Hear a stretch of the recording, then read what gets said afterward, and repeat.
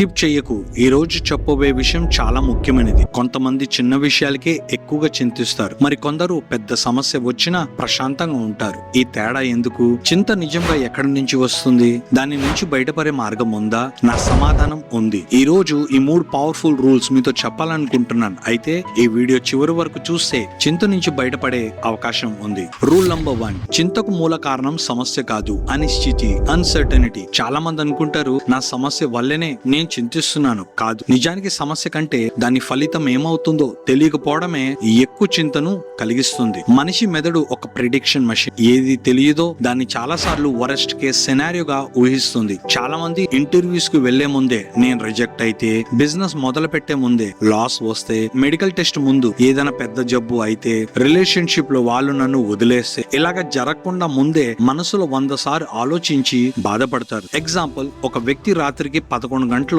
తన బాస్ నుంచి ఒక మెసేజ్ చూశారు, టుమారో మార్నింగ్ మీట్ మీ. అంతే, ఆ వ్యక్తి రాత్రంతా నిద్రపోలేదు. జాబ్ పోయిందా, ఏదైనా తప్పు చేశానా, నా కెరియర్ అయిపోయిందా? ఉదయం వెళ్ళక బాస్ ఏమన్నాడంటే, కంగ్రాచులేషన్, నీకు ప్రమోషన్ వచ్చింది. సమస్య ఎక్కడ?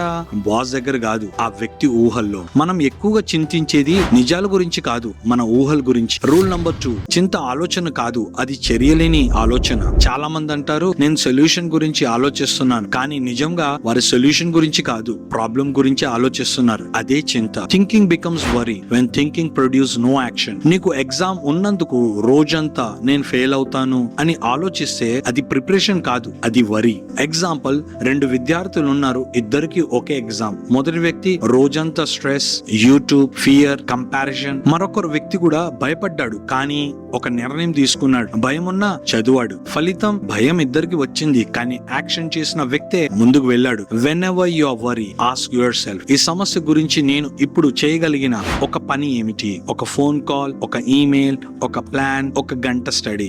ఏదైనా చేయి. ఒక చర్య ప్రారంభమైన క్షణం చింత బలహీన పడుతుంది. రూల్ నంబర్ 3, చింత పూర్తిగా పోదు, కానీ దాన్ని నియంత్రించడం నేర్చుకోవచ్చు. చాలా మంది నాకు అసలు చింత రావద్దు అనుకుంటారు. అది అసాధ్యం. చింత అనేది ఒక ఎమోషనల్ ని తగ్గించలేం, కానీ వాటిని హ్యాండిల్ చేయడం నేర్చుకోవచ్చు. ధైర్యం అంటే భయం లేకపోవడం కాదు, భయం ఉన్నా ముందుకు నడవడం. Practical steps. ప్రతిరోజు ఈ 3 అలవాట్లు చేసిన వారిలో చింత గణనీయంగా తగ్గుతుంది. మొదటిది, వరీ జర్నల్. చింతిస్తున్న విషయాన్ని ఒక పేపర్ మీద రాయండి. చాలా సార్లు మెదడులో పెద్దదిగా కనిపించే సమస్య పేపర్ లో చిన్నదిగా కనిపిస్తుంది. రెండోది, కంట్రోల్ లిస్ట్. పేపర్ ని 2 భాగాలుగా విభజించండి. నా కంట్రోల్ ఉన్నవి, నా కంట్రోల్ లేనివి. 2 కాలం పూర్తిగా ఇగ్నోర్ చేయండి. మూడోది, యాక్షన్ టైం. రోజుకి 30 నిమిషాలు ప్రాబ్లం మీద పని చేయండి. మిగతా సమయం ప్రాబ్లం గురించి ఆలోచించకండి. ఇది చాలా పవర్ఫుల్ టెక్నిక్, గుర్తుంచుకోండి. చింత రేపటిని బాధను తగ్గించదు, ఈ రోజున్న శాంతి మాత్రమే దోచుకుంటది. నీ జీవితాన్ని మార్చేది ఎక్కువగా ఆలోచించడం కాదు, సరియైన సమయంలో సరియైన చర్య తీసుకోకపోవడం. ఈ రోజు నుంచి చింతతో జీవించడం ఆపు. స్పష్టంగా ఆలోచించు, ధైర్యంగా నిర్ణయాలు తీసుకో, చిన్న చిన్న చర్యలు మొదలుపెట్టు. అప్పుడు చింత నీ జీవితాన్ని నడపదు, నువ్వే నీ జీవితాన్ని నడిపేస్తావు.